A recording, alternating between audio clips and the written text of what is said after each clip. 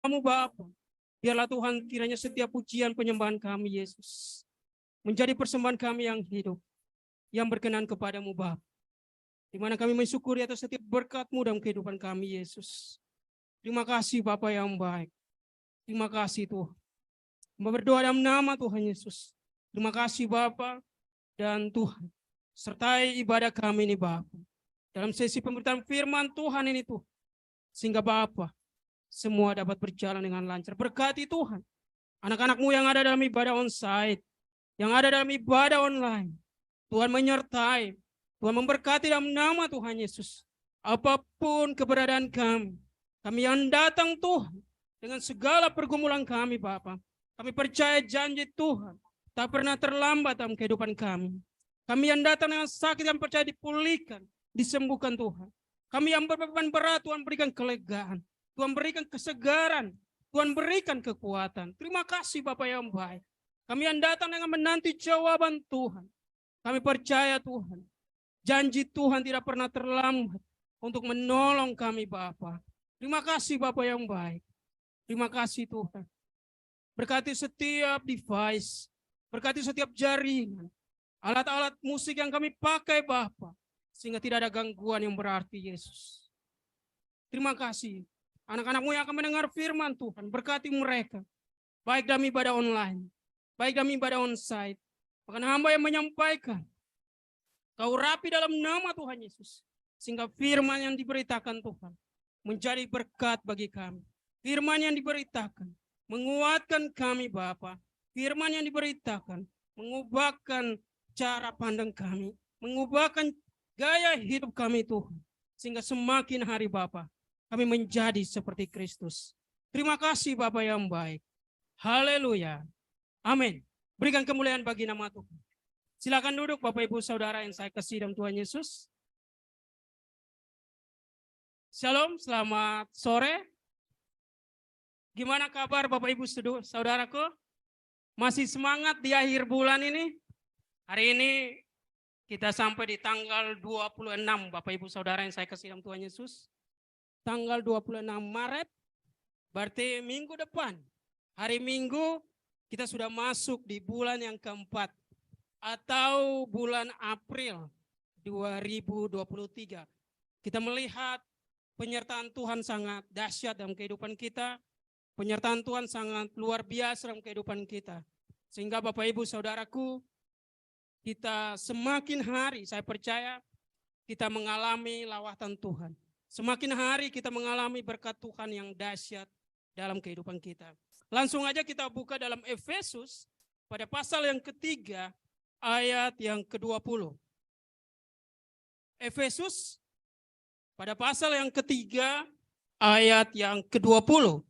Nanti media dapat menampilkannya di layar, tapi Bapak Ibu juga bisa buka di Alkitab manualnya atau juga di handphone suci Bapak Ibu.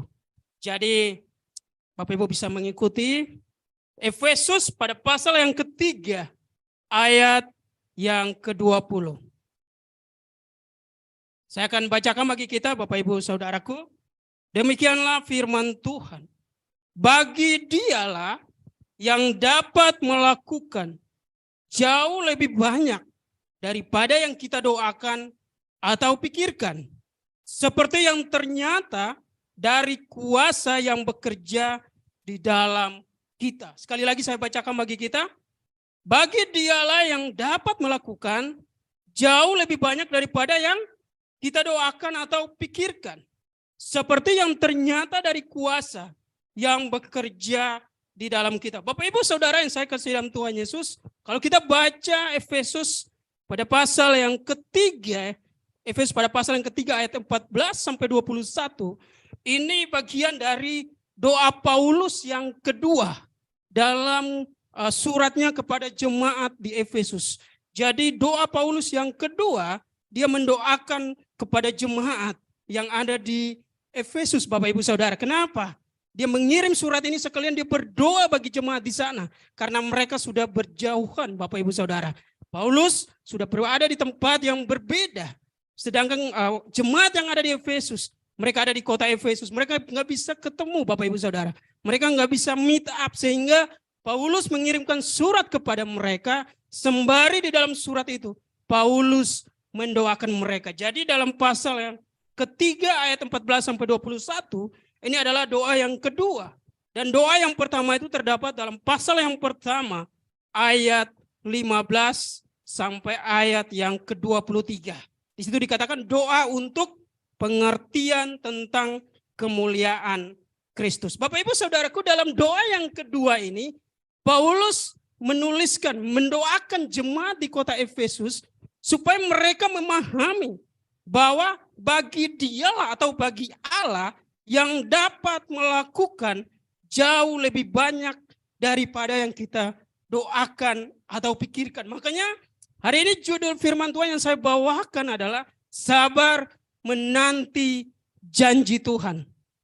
Judul firman Tuhan hari ini adalah sabar menanti janji Tuhan. Jadi Paulus mendoakan jemaat yang ada di kota Efesus supaya mereka paham, bahwa mereka memahami, Bapak Ibu Saudaraku, bahwa apa yang mereka doakan kepada Tuhan belum tentu Tuhan menjawab apa yang mereka doakan. Tetapi justru Tuhan menjawab apa yang mereka butuhkan. Bahkan Tuhan menjawab doa mereka itu enggak seperti yang mereka bayangkan, Bapak Ibu Saudara. Tetapi justru Tuhan menjawab doa mereka itu pas dengan apa yang mereka butuhkan. Terkadang ketika kita berdoa, Bapak Ibu Saudara yang saya kasih dalam Tuhan Yesus, kita berdoa kepada Tuhan, kita minta A, B, C, D. Dan terkadang permintaan kita terbatas. Ada yang punya list doa kepada Tuhan sampai 1000? Saya percaya enggak, Bapak Ibu Saudara. Kenapa?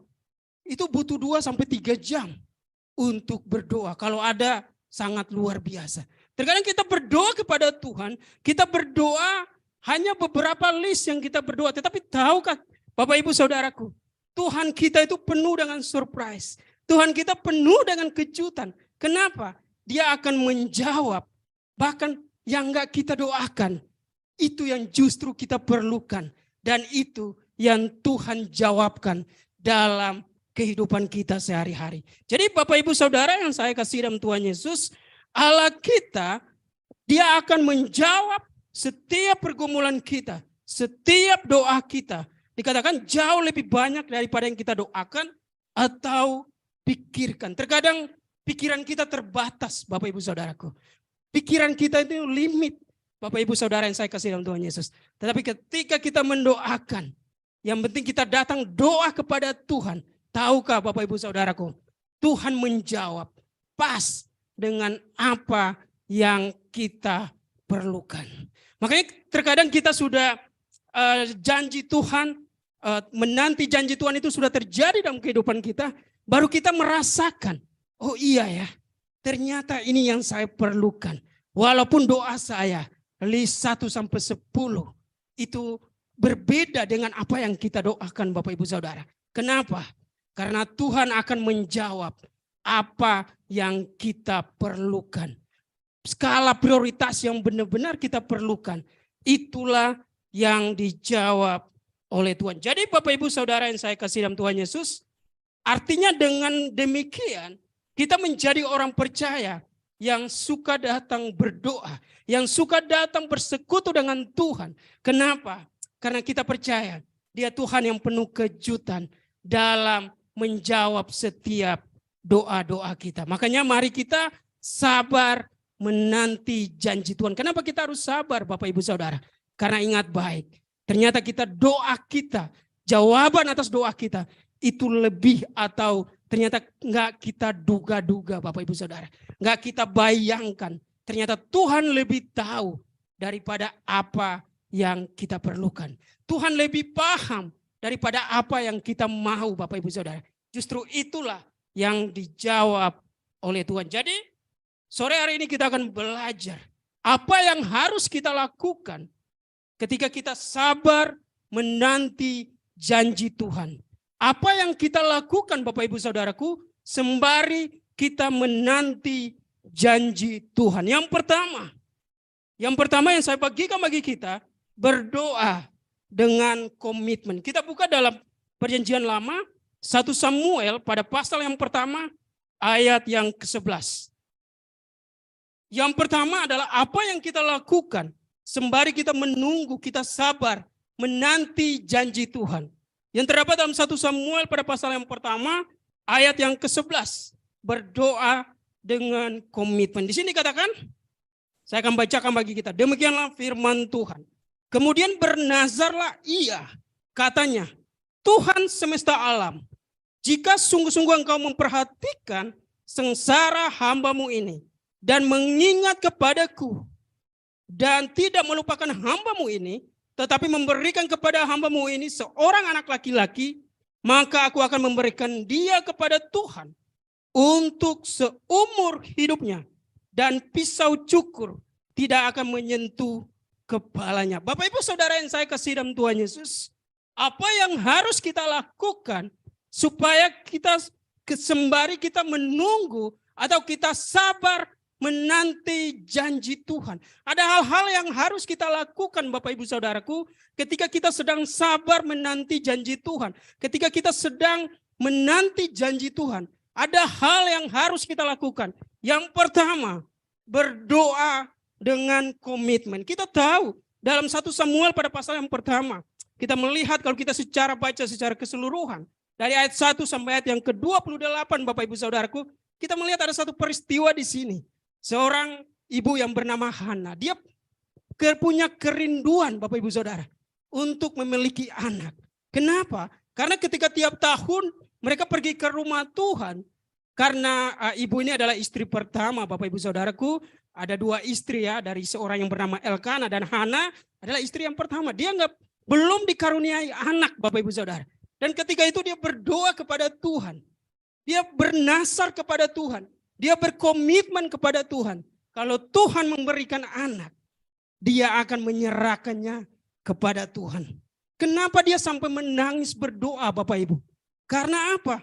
Istri kedua Bapak Ibu Saudara suka dalam tanda kutip mengganggu si Hana.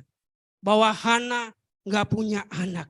Jadi Bapak Ibu Saudara yang saya kasih dalam Tuhan Yesus, kita harus melakukan sesuatu bukan apa kata orang, tetapi apa kata Tuhan. Kita lihat di sini, si istri yang kedua Bapak Ibu Saudara, dikatakan bahwa dia suka mengganggu seorang Hana.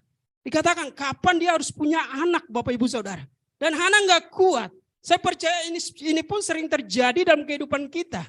Ketika seseorang belum menikah Bapak Ibu Saudara, ditanya, kalau kita mau hidup seperti apa kata orang. Coba kita ikuti story ini Bapak Ibu Saudara. Dia akan ditanya, kapan menikah? Pertanyaannya selesai di situ? Belum Bapak Ibu Saudara. Ketika sudah pacaran, sudah menikah Bapak Ibu Saudara, ada lagi pertanyaan berikutnya. Kapan punya anak? Dan itu pertanyaan itu seperti Alkitab juga lahir dari keluarga kita. Ketika punya anak satu Bapak Ibu Saudara, akan ada pertanyaan lagi. Enggak selesai di situ. Kapan punya anak kedua? Dan ketika punya 2 anak, misalnya dua-duanya laki-laki Bapak Ibu Saudara, ya, cowok dua-duanya ditanya lagi. Kapan punya anak cewek Bapak Ibu Saudara? Dan ketika kalau anak kita cewek semua, akan ditanyakan lagi. Kapan punya anak cowok? Jadi pertanyaan ini enggak akan selesai Bapak Ibu Saudaraku. Coba kita lihat. Dari single masih pacaran, ditanya kapan nikah, sampai punya anak, bahkan mungkin sampai punya cucu Bapak Ibu Saudara. Pertanyaan ini akan berlanjut terus menerus. Artinya di sini Bapak Ibu Saudara, jangan kita hidup menurut apa kata orang. Tetapi kita hidup menurut apa kata Tuhan. Makanya Bapak Ibu Saudara yang saya kasih dalam Tuhan Yesus, kalau Bapak Ibu mau tes story ini atau ilustrasi ini, ada dalam kehidupan kita sehari-hari. Nggak akan selesai pertanyaan itu. Saya nggak tahu. Mungkin pertanyaan itu harus sampai kepada anak yang ke-12. Seperti 12 murid Yesus. Saya nggak tahu Bapak Ibu Saudaraku. Tetapi pertanyaan itu akan terus mengejar kita. Akan terus ada Bapak Ibu Saudaraku. Kembali kepada diri kita sendiri. Jadi seorang Hana, dia merasa terganggu Bapak Ibu Saudaraku. Setiap tahun dia belum punya anak beberapa tahun. Dan kemudian Tuhan menjawab doa seorang Hana Bapak Ibu Saudara. Tetapi ingat baik, ketika Tuhan menjawab doa seorang Hana, dia enggak lupa akan nazarnya. Ketika Tuhan menjawab doa seorang Hana, dia nggak lupa akan komitmen awal dia kepada Tuhan. Kita lihat di ayat yang ke-11 dikatakan, bagian terakhir dikatakan, komitmen seorang Hana atau janji dia atau nasar dia, maka aku akan memberikan dia kepada Tuhan untuk seumur hidupnya. Bapak Ibu Saudaraku, mari kita tes, mari kita membuktikan apakah seorang Hana dia komit sesuai dengan apa yang dia janjikan, sesuai dengan apa yang dia nasarkan kepada Tuhan. Kita buka dalam masih pada pasal yang pertama ayat 27 dan ayat yang ke-28. Dikatakan, untuk mendapat anak inilah aku berdoa dan Tuhan telah memberikan kepadaku apa yang kuminta daripadanya. Maka aku pun menyerahkannya kepada Tuhan seumur hidupnya. Terserahlah ia kiranya kepada Tuhan. Lalu sujudlah mereka di sana menyembah kepada Tuhan. Bapak Ibu Saudaraku, ketika Hana sudah bernasab berkomitmen kepada Tuhan, dia dengan sabar menanti janji Tuhan dan Tuhan menjawab doanya. Apa yang dia lakukan? Dia melakukan komitmennya. Dia merealisasikan komitmennya kepada Tuhan. Masih di pasal yang pertama, ketika anak itu cukup berumur, sudah bisa berjalan Bapak Ibu Saudara, antara umur 3 atau 4 tahun, sudah bisa berjalan atau 5 tahun. Anak ini dibawa kepada Imam Eli. Anak ini dibawa kepada Tuhan supaya dia tinggal pada keluarga Imam Eli. Yang adalah mereka adalah imam di hadapan Tuhan. Bapak Ibu Saudaraku, seorang Hana berdoa dengan komitmen dan dia berhasil melaksanakan komitmennya. Dia berhasil menggenapi komitmennya kepada Tuhan. Saya, Bapak Ibu Saudaraku, dalam pelayanan gereja kita, saya bukan mengetes Tuhan, bukan Bapak Ibu Saudara. Tetapi dalam satu momen, saya melihat bahwa kondisi gereja kita agak berat. Dan di situ timbul dalam hati saya, Tuhan, kalau dalam 1-2 minggu ini ada pelayanan. Tapi Bapak Ibu jangan salah tangkap apa yang saya sampaikan. Kalau Bapak Ibu Saudara, dalam tanda kutip, kalau ada berkat Tuhan, saya akan serahkan semua kepada Tuhan. Itu dalam pikiran saya Bapak Ibu Saudara. Kemudian dalam momen tertentu saya ditelepon, bukan dari gereja kita, untuk melayani Bapak Ibu Saudara. Tetapi Bapak Ibu ingat, undang saya nggak perlu dibayar Bapak Ibu Saudara ya. Undang saya nggak harus kasih apalah, nggak harus Bapak Ibu Saudaraku. Ini hanya sebuah story yang dimana bagaimana kita berkomitmen kepada Tuhan. Dan ketika diundang melakukan sebuah pelayanan, ini dalam satu momen tertentu Bapak Ibu. Dan setelah itu pulang dikasih berkat Bapak Ibu Saudaraku. Nah di sini ujiannya, apakah masih ingat dengan komitmen awal? Atau kita seperti seorang Anania Safira, ya sudahlah, tanah kan sudah dijual. Sudah dapat berkat, nggak usahlah kasih kepada Tuhan. Atau kasihnya 50%. Atau 75%. Tetapi di saat itu pun saya katakan kepada istri, berapapun itu, kita serahkan semua kepada Tuhan. Bapak Ibu Saudaraku, terkadang kita dites komitmen kita kepada Tuhan. Bukan hanya soal materi Bapak Ibu Saudara. Berbagai soal waktu ketika pelayanan kita kepada Tuhan. Banyak hal yang Tuhan akan tes dalam kehidupan kita. Untuk apalagi yang berkaitan dengan pelayanan. Itu terkadang Tuhan jawabnya sangat cepat Bapak Ibu Saudara.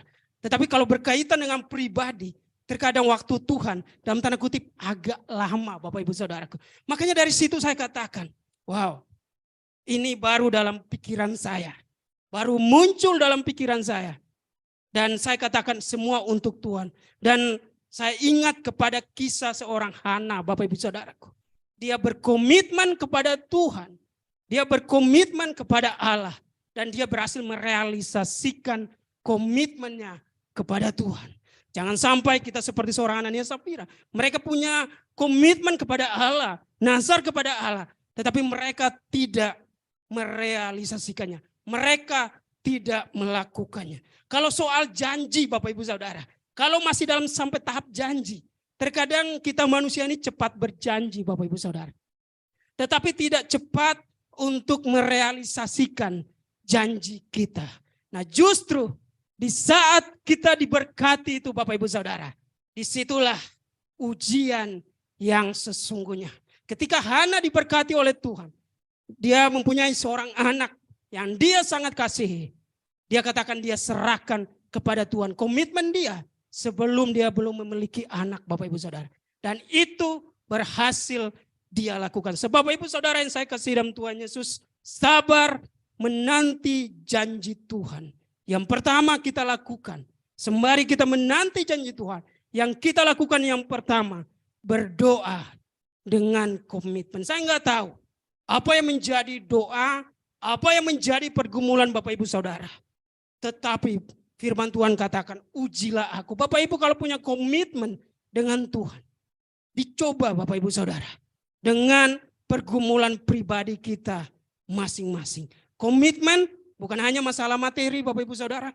Komitmen atau nazar bukan hanya berbagai banyak hal yang kita komit bersama Tuhan. Jadi yang pertama yang perlu kita lakukan dalam sabar menanti janji Tuhan adalah berdoa dengan komitmen. Dan yang kedua, apa yang perlu kita lakukan ketika kita sedang sabar menanti janji Tuhan? Yang kedua, mengerjakan agenda kita. Kita buka dalam Kejadian pada pasal yang ke-31 ayat 38 dan sampai ayat yang ke-41. Kejadian pada pasal yang ke-38 ayat 31, maksudnya Bapak Ibu Saudaraku, ayat 38 sampai ayat yang ke-41.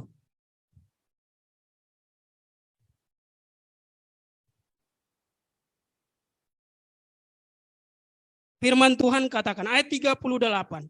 Selama 20 tahun ini, aku bersama-sama dengan engkau. Domba dan kambing betinamu tidak pernah keguguran. Dan jantan dari kambing dombamu tidak pernah kumakan. Yang diterkam oleh binatang buas tidak pernah kubawa kepadamu.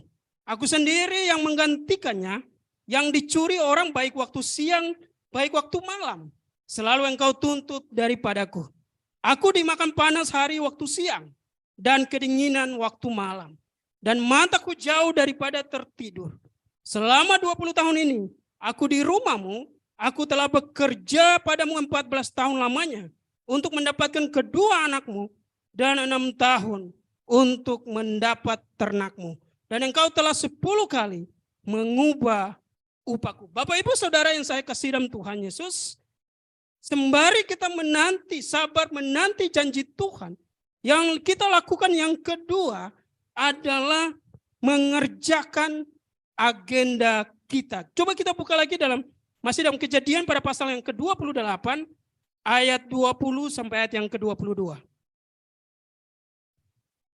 Kejadian pada pasal yang ke-28, ayat 20 sampai ayat yang ke-22, di sini dikatakan, lalu bernazarlah Yakub, jika Allah akan menyertai dan melindungi aku di jalan yang kutempuh ini, memberikan kepadaku roti untuk dimakan dan pakaian untuk dipakai, sehingga aku selamat kembali ke rumah ayahku, maka Tuhan akan menjadi Allahku. Dan batu yang kudirikan sebagai tugu ini menjadi rumah Allah. Dari segala sesuatu yang engkau berikan kepadaku, akan selalu kupersembahkan 1/10 kepadamu. Bapak Ibu Saudara yang saya kasih dalam Tuhan Yesus, ketika seorang Yakub lari, pergi meninggalkan rumahnya, dia pergi ke rumah pamannya. Bapak Ibu Saudara, dia dari Kanaan, dia kabur atau dia lari ke Aram. Dan dalam perjalanan Bapak Ibu Saudara yang saya kasih dalam Tuhan Yesus, ketika dia bermalam di satu tempat yang bernama Betel. Dan di tempat ini, dia bernazar, dia berjanji kepada Tuhan.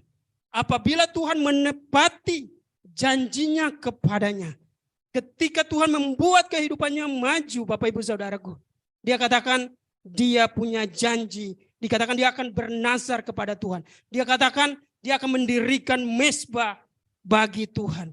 Dan dalam pasal yang ke-31 yang kita barusan baca, Bapak Ibu Saudara yang saya kasih dalam Tuhan Yesus, ketika janji Tuhan telah terjadi dalam kehidupannya, apa yang Yakub lakukan?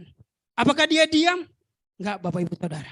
Apakah Yakub cuman diam atau dia stuck hanya kapan janji Tuhan terjadi dalam kehidupannya? Apakah seorang Yakub hanya diam atau stuck untuk sabar menanti janji Tuhan?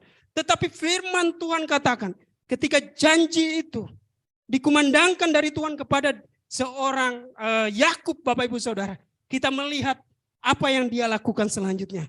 Dia mengerjakan agenda yang ada di hadapannya. Ketika dia sampai di rumah pamannya, kita baca di Kejadian pada pasal yang ke-31, dia bekerja 20 tahun lamanya sampai Tuhan mewujudkan janjinya kepada seorang Daud. Ketika seorang Yakub, Bapak Ibu Saudara. Ketika Yakub pergi dari Kanaan, modelnya apa Bapak Ibu Saudara? Sebagai orang-orang yang tinggal di padang gurun, mereka gembala domba atau kambing Bapak Ibu. Mereka modalnya apa? Tongkat Bapak Ibu Saudara. Kenapa? Karena di padang gurun orang harus bawa tongkat. Jadi untuk sebagai penunjuk arah atau juga sebagai pelindung. Ketika ada ular berbisa atau ada hewan yang mengganggu mereka. Itu menjadi penolong bagi mereka. Itu melindungi mereka Bapak Ibu Saudaraku. Atau ketika mereka capek Bapak Ibu Saudara, mereka bisa pakai kayu ini Bapak Ibu Saudaraku atau tongkat ini untuk menguatkan diri mereka. Jadi ketika Yakub pergi ke rumah pamannya, modal dia cuman tongkat. Dan ketika dia balik Bapak Ibu Saudaraku, dia bawa satu rombongan. Berapa tahun kemudian? 20 tahun. Kalau kita sedang menanti dengan sabar janji Tuhan yang terjadi, yang mau terjadi dalam kehidupan kita, yang kita lakukan Bapak Ibu Saudaraku, kita mencontoh dari seorang Yakub, kita mengerjakan apa yang menjadi agenda kita saat ini. Seorang Yakub modalnya tongkat dan kemudian dia menjadi gembala. Tuhan memakai seorang Yakub tidak jauh dari apa yang menjadi latar belakangnya.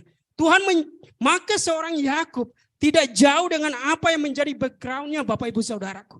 Saya percaya ketika Tuhan mau memakai kita lebih hebat lagi, lebih luar biasa lagi. Ingat baik, Tuhan akan pakai kita apa yang menjadi latar belakang kita. Apa yang menjadi kelebihan kita Bapak Ibu Saudaraku. Itu yang Tuhan akan pakai untuk membuat kita semakin maju. Itu yang Tuhan pakai untuk membuat kita Bapak Ibu Saudaraku. Supaya janji Tuhan terwujud dalam kehidupan kita. Terus apa yang perlu kita lakukan? Kita sendiri tahu apa yang menjadi kelebihan kita. Bapak Ibu Saudara yang pintar dalam bidang accounting. Atau pintar dalam bidang diplomasi. Atau pintar dalam bidang negosiasi Bapak Ibu Saudaraku. Atau pintar dalam berbagai bidang usaha.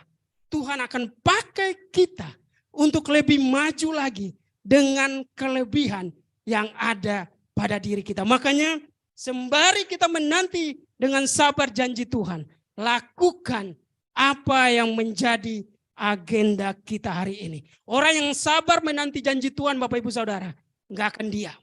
Orang yang sedang sabar menanti janji Tuhan, dia enggak stuck Bapak Ibu Saudara. Orang yang sedang sabar menanti janji Tuhan, dia enggak berdiri di tempat. Tetapi seperti seorang Yakub, dia mengerjakan apa yang menjadi kelebihannya. Dan kita tahu ketika dia mengerjakan Bapak Ibu Saudara, janji Tuhan terjadi dalam kehidupannya. Jadi mari kita sabar menanti janji Tuhan. Tetapi kita enggak stuck di tempat. Kita enggak diam di tempat. Tetapi kita mengerjakan apa yang ada di hadapan kita. Kita mengerjakan agenda yang ada di hadapan kita. Itu baru orang percaya yang luar biasa Bapak Ibu Saudaraku. Ketika ada sebuah ilustrasi Bapak Ibu Saudara. Ketika sedang banjir Bapak Ibu Saudaraku. Ada seseorang yang banjir. Tapi ini bukan di Jakarta Bapak Ibu ya. Ketika banjir dan kemudian datang tim SAR. Orang yang sedang kebanjiran berdoa kepada Tuhan. Tuhan, tolong selamatkan saya dari banjir. Kemudian datang tim SAR Bapak Ibu Saudaraku. Tim rescue datang, mereka bawa perahu. Tetapi kemudian orang ini katakan saya mau menanti janji Tuhan. Saya enggak mau naik perahu ini Bapak Ibu. Kemudian tim SAR pergi. Kemudian datang lagi tim penyelamat yang lain, Bapak Ibu Saudaraku. Mereka membawa helikopter, membuang jaring kepadanya. Tetapi dia katakan, saya hanya menanti jawaban dari Tuhan. Saya hanya menanti pertolongan dari Tuhan. Dan kemudian datang lagi yang lain dengan kapal, Bapak Ibu Saudara, untuk menolong dia. Tetapi dia katakan, saya hanya mau menanti jawaban langsung dari Tuhan. Dan apa yang terjadi, Bapak Ibu Saudara? Karena semakin tingginya banjir itu, kemudian dia dipanggil oleh Tuhan. Dan ketika di sorga dia protes, Bapak Ibu Saudaraku, kepada Tuhan. Tuhan, kenapa engkau tidak menolong saya ketika saya sedang kebanjiran? Tuhan katakan, saya waktu itu mengirim tim SAR. Saya mengirim orang yang membawa helikopter, membuang jaring, mengirim kapal. Tetapi engkau tidak memahami bahwa itu adalah pertolongan dari Tuhan. Jadi Bapak Ibu Saudara yang saya kasih dalam Tuhan Yesus, sebagai orang percaya, mari kita lakukan apa yang menjadi agenda kita, apa yang menjadi tugas prioritas kita. Dan ingat baik, seorang Yakub perlu 20 tahun sehingga dia maju. Saya percaya kalau kita terus berusaha, semakin hari semakin giat Bapak Ibu Saudaraku. Kita nggak diam di tempat, tetapi kita bergerak. Bapak Ibu Saudara yang saya kasih dalam Tuhan Yesus, pasti janji Tuhan yang sedang kita nantikan dengan sabar itu terjadi dalam kehidupan kita. Amin.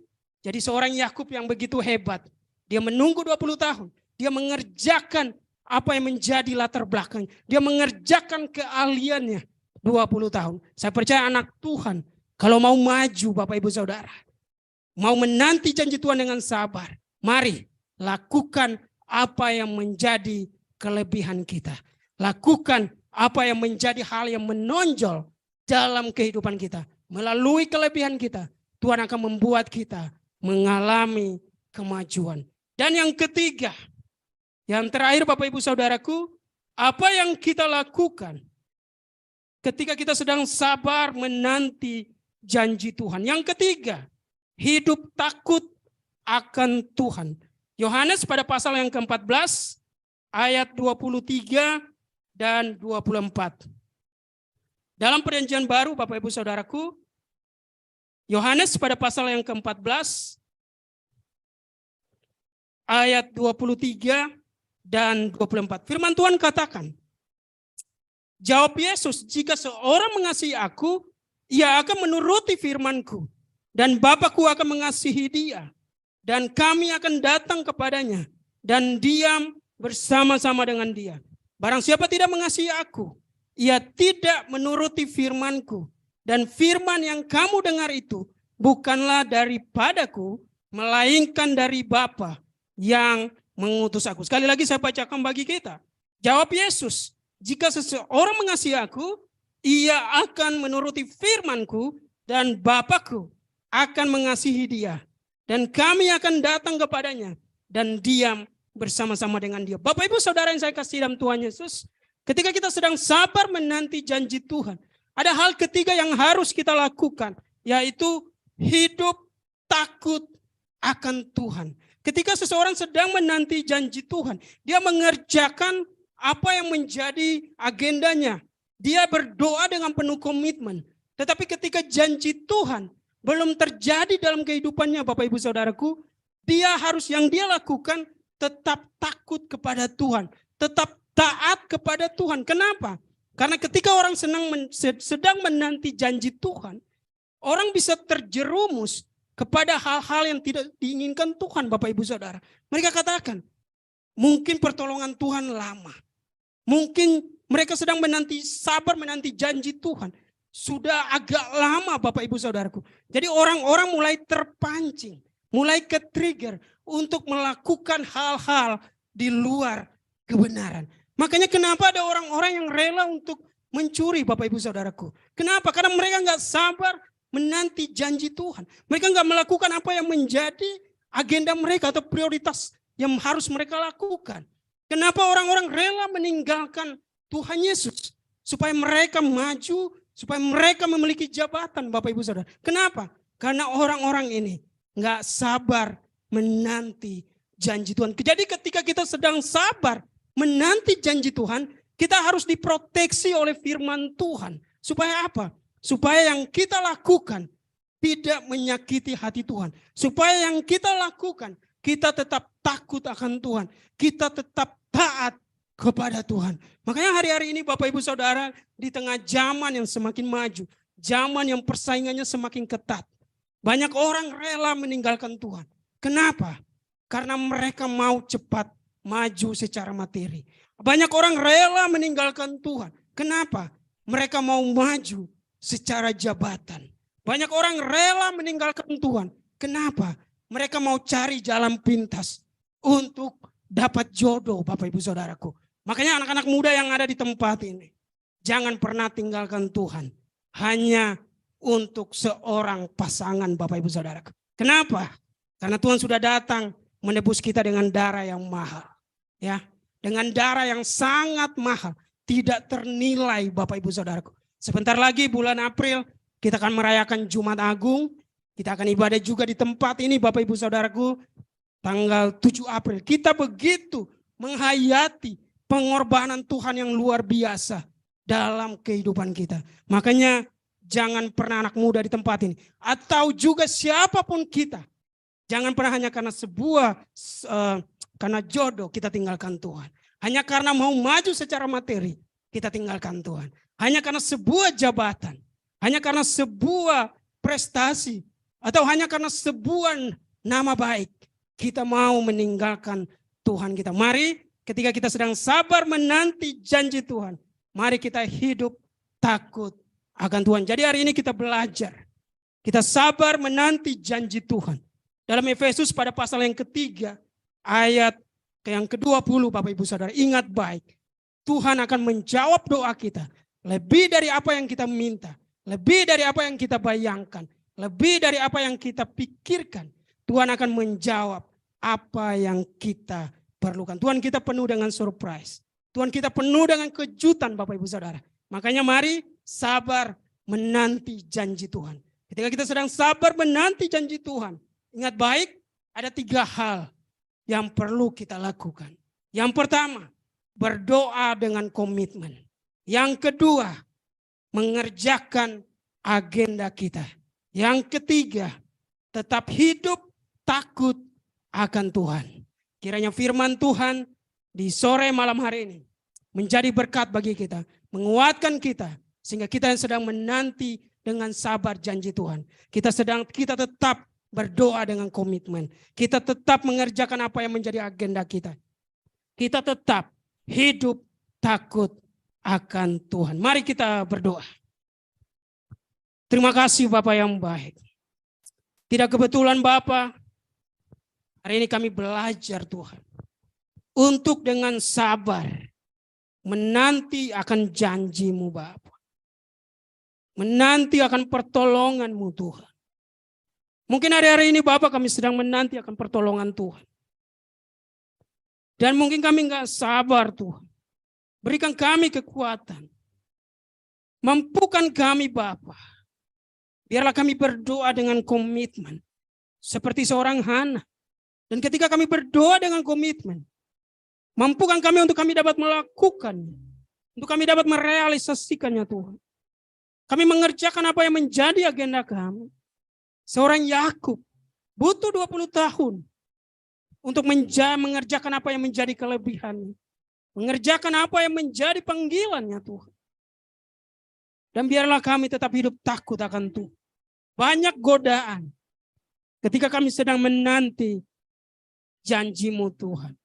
Tetapi satu hal yang kami tahu, ketika kami sabar menanti janji-Mu, janji Tuhan tidak pernah terlambat dalam kehidupan kami. Terima kasih Bapak yang baik. Berkati anak-anak-Mu Tuhan. Sertai kami semua hamba yang menyampaikan. Biarlah Bapak kebenaran firman Tuhan ini Tuhan dapat hamba lakukan. Dan anak-anak-Mu yang mendengarkan dapat mereka lakukan dalam kehidupan mereka Tuhan. Berikan kami kekuatan untuk sabar menanti janji-Mu. Karena hanya orang-orang hebat yang bisa sabar Tuhan. Terima kasih Bapak yang baik. Berkati juga anak-anak Tuhan yang ada dalam ibadah online. Sertai mereka Bapa. Sehingga dalam mengikuti sesi firman Tuhan ini, dan mengikuti ibadah kami Bapa, mereka diberkati Tuhan. Mereka semakin maju di dalam Tuhan. Terima kasih Bapa yang baik. Gereja kami Bapa Tuhan memberkati. Tuhan menyertai Bapa, dan kami percaya Tuhan. Dalam ibadah ini Tuhan. Apa yang menjadi doa kami. Kami percaya Engkau jawab Bapa. Terima kasih Bapa. Ini syukur kami Bapa. Ini doa kami. Haleluya. Amin. Berikan kemuliaan bagi nama Tuhan.